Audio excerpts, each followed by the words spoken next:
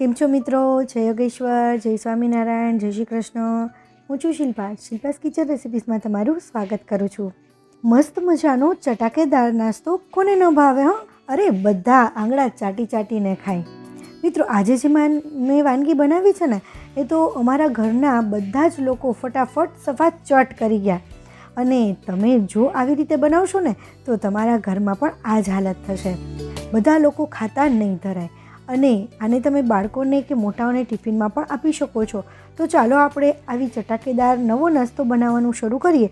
એ પહેલાં તમને એક રિક્વેસ્ટ છે કે રેસીપી છેલ્લે સુધી જોયા પછી જો તમને ગમે તો એક લાઇક શરૂ કરી દેજો, કેમ કે તમારી એક લાઇકથી મને નવી નવી રેસીપી બનાવી અને તમારા સુધી પહોંચાડવાનું મારું પ્રોત્સાહન વધે છે. મારું પ્રોત્સાહન વધારવા માટે એક લાઇક જરૂર કરી દેજો. અને નવી રેસીપીના નવા વિડીયો જોવા માટે ચેનલને સબસ્ક્રાઈબ ન કર્યું હોય તો સબસ્ક્રાઈબ પણ કરી લેજો, જેથી નવી રેસીપીનો નવો વિડીયો તમારી પાસે તરત પહોંચી શકે. તો ચાલો બનાવવાનું શરૂ કરીએ.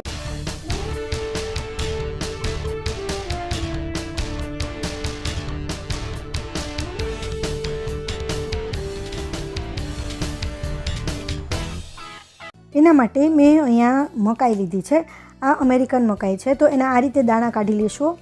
સરળતાથી એકદમ સહેલાઈ રીતે ફટાફટ આ રીતે દાણા નીકળી જશે. એક લાઈન છે ને એ ચપ્પુથી કાઢી લેવાની અને પછી આ રીતે હાથેથી કાઢશો ને એટલે ફટાફટ નીકળી જશે. તો આ રીતે મેં બધા જ દાણા કાઢી લીધા છે.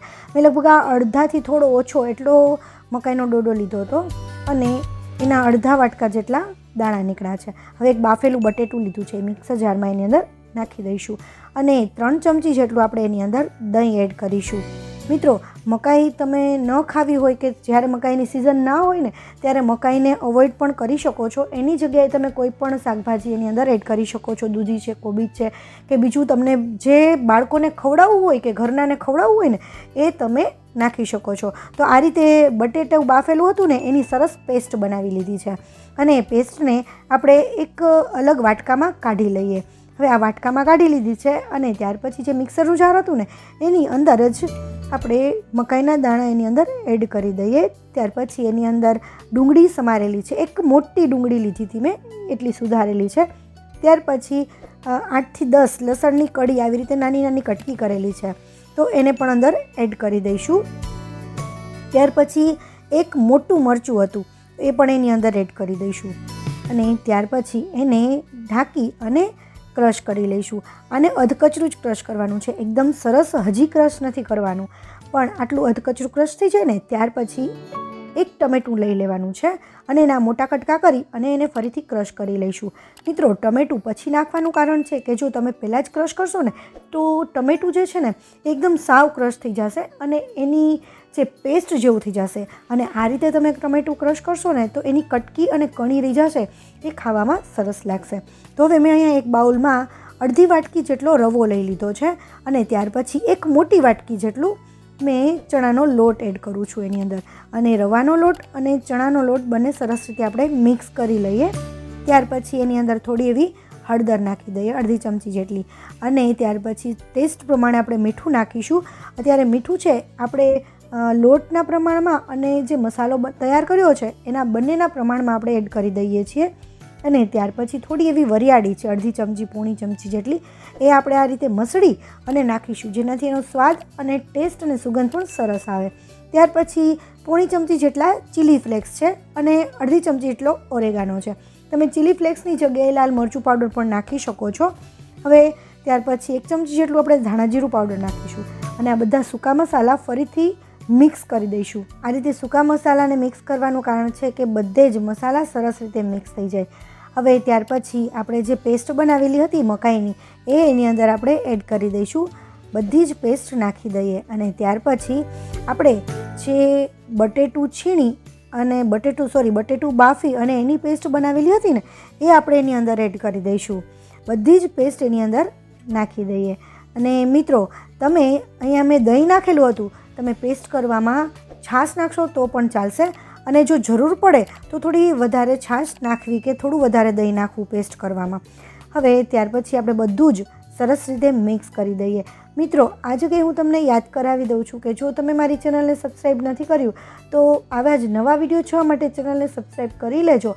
અને જો તમને વિડીયો ગમે તો એક લાઇક કરી દેજો અને સાથે સાથે તમારા ફેમિલી કે તમારા મિત્રોને પણ આ શેર કરજો. જો તમને ગમે તો એ શેર પણ કરી દેજો, જેથી બીજાને પણ ઉપયોગી બને. તો હવે આને થોડી વાર ઢાંકી અને રાખી દઈશું. 10-1 મિનિટ જેવું થઈ ગયું છે અને જે રવાનો લોટ હતો ને એ સહેજ ફૂલાઈ જશે. તો આપણું જે થિકનેસવાળું જે ખીરું હતું ને એનાથી થોડું વધારે થીક થઈ જશે. એટલા માટે આપણે થોડી વાર ઢાંકી અને એને રેસ્ટ આપવું જરૂરી છે. હવે આટલું થિકનેસવાળું રાખવાનું છે. ત્યાર પછી આપણે જઈએ ગેસ તરફ. મિત્રો, અહીંયા હું તમને જણાવી દઉં કે આપણે 2 અલગ અલગ રીતે આ વાનગી બનાવવાના છીએ. તો 2 કઈ અલગ રીતે બનાવવાના છીએ, તમને જે પસંદ આવે ને એ તમારે મને કમેન્ટમાં કહેવાનું કે તમને કઈ વધારે પસંદ આવી છે. આ રીતે પેનમાં સરસ રીતે તેલને સ્પ્રેડ કરી અને ત્યાર પછી આપણું જે બેટર હતું ને એને ચમચી વડે આ રીતે નાના રાઉન્ડ કરીશું. અને બધા જ રાઉન્ડ આપણે જેટલા સમાય એટલા રાઉન્ડ કરી શકીએ છીએ. અને જો આપણે મોટું કરીએ તો મોટું પણ એક કરી શકાય છે. તો આને ઢાંકી અને આ રીતે આપણે પાકવા દઈશું જ્યાં સુધી ઉપરનું પડ છે એકદમ સરસ શોક થઈ જશે. એટલે આ રીતે તમે જુઓ સરસ રીતે ચીલા નીકળી જાય છે. આ રીતે બધા જ પલટાવી લઈએ, ફેરવી લઈએ બધાને. હવે બીજી બાજુ આમ તો જો કે પકાવવાની બહુ જરૂર નથી હોતી, કારણ કે આ રીતે ઢાંકીને જે આપણે પકાવ્યા છે ને તો બીજી સાઈડ પણ સરસ પાકી જાય છે. પરંતુ આપણે બંને સાઈડ થોડા પકવી લઈશું. હવે એને બીજી સાઈડ જ્યારે પકવીને ત્યારે ખુલ્લા જ પકવવાના છે. તો બીજી સાઈડ પણ સરસ પાકી ગયા છે. તો એને આપણે એક ડીશમાં કાઢી લઈએ. મિત્રો, હવે અહીંયા આપણે જોવાનું છે કે બીજી કઈ રેસીપી છે આપણે. તો બીજી રેસીપી બનાવવા માટે જે આપણું બેટર હતું ને એની અંદર જ આપણે બનાવવાના છીએ.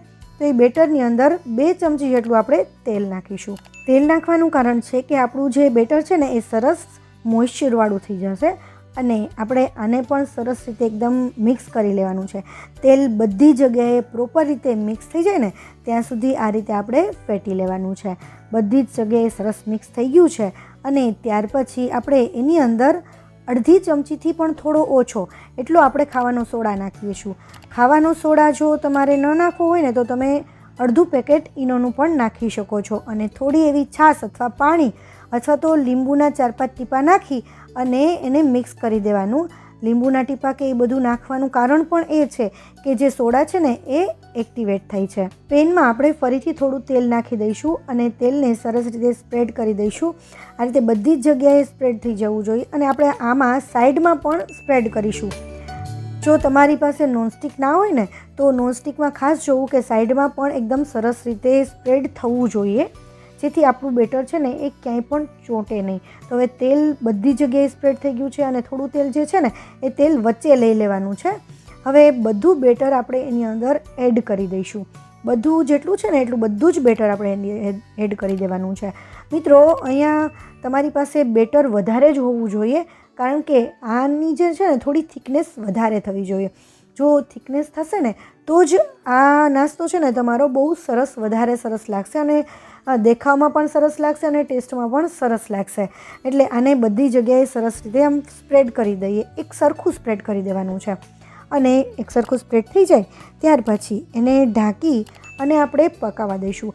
અને એકદમ ધીમા ગેસ ઉપર પકાવવાનું છે જ્યાં સુધી ઉપરનું પડ છે ને એકદમ શોક થઈ જશે, એકદમ સુકાઈ જશે એટલે પાકી ગયું સમજવાનું. અને છતાંય આપણે એક વખત ચેક કરી લેવાનું કે ચપ્પુ વડે વચ્ચે આપણે આ રીતે ચપ્પુ નાખી અને ચેક કરી લેવાનું છે. જો આપણું ચપ્પુ એકદમ સરસ ક્લીન આવે ને તો સમજી લેવાનું કે આપણો જે નાસ્તો છે એ તૈયાર છે. અને નીચે પણ એકદમ સરસ પાકી ગયું છે. હું હમણાં તમને બતાવી દઉં છું. જો આ થાળીમાં મેં લઈ લીધું છે અને થાળીમાં પણ આપણે ચેક કરી લઈ લઈએ. નીચે પણ એકદમ સરસ ગોલ્ડન બ્રાઉન કલરનું થઈ ગયું છે. આ ધીમા ગેસે એકદમ સ્લો ગેસ ઉપર કરશો ને તમે તો જ આ રીતે થશે, નહીંતર દાજી ના જાય એનું તમારે ધ્યાન રાખવાનું છે. નીચે નહીંતર દાજી જશે. તો હવે આ રીતે એના આપણે થોડું એવું ઠંડુ થાય ને ત્યાર પછી એના પીસ કરી લઈશું. બધા જ સરસ નાના મોટા તમારે જેવડા પસંદ હોય ને એવડા તમે પીસ કરી શકો છો. અને આને તમે ગ્લાસ વડે કે નાની વાટકી વડે રાઉન્ડમાં પણ કટ કરી શકો છો. હવે આપણે એક પીસ લઈ અને ચેક કરી લઈએ. જુઓ તમે, એકદમ સોફ્ટ છે, એકદમ સોફ્ટ છે અને ખાવાની એટલી મજા આવે છે કે આની વાત જ પૂછોમાં. તમે જો હજી બનાવતા જશો ને ત્યાં જ બધા ઘરના કહેવા માંડશે કે આપો મને ખાવું છે, આપો ખાવું છે. અને બાળકોને પણ ખૂબ જ ભાવશે અને નાસ્તામાં કે ટિફિનમાં પણ તમે આપી શકો છો. તો મિત્રો, તમને આ મારી રેસીપી કેવી લાગી ને એ મને કમેન્ટમાં જરૂર કહેજો. અને હા મિત્રો, તમે મારી ચેનલને હજી સુધી સબસ્ક્રાઈબ નથી કર્યું તો રાશિની જુઓ છો આવા જ નવા વિડીયો જોવા માટે ચેનલને સબસ્ક્રાઈબ કરી લેજો અને લાઇક અને શેર કરવાનું ના ભૂલતા. Thank you for watching. નવી રેસીપી સાથે ફરીથી મળીશું. ત્યાં સુધી બાય.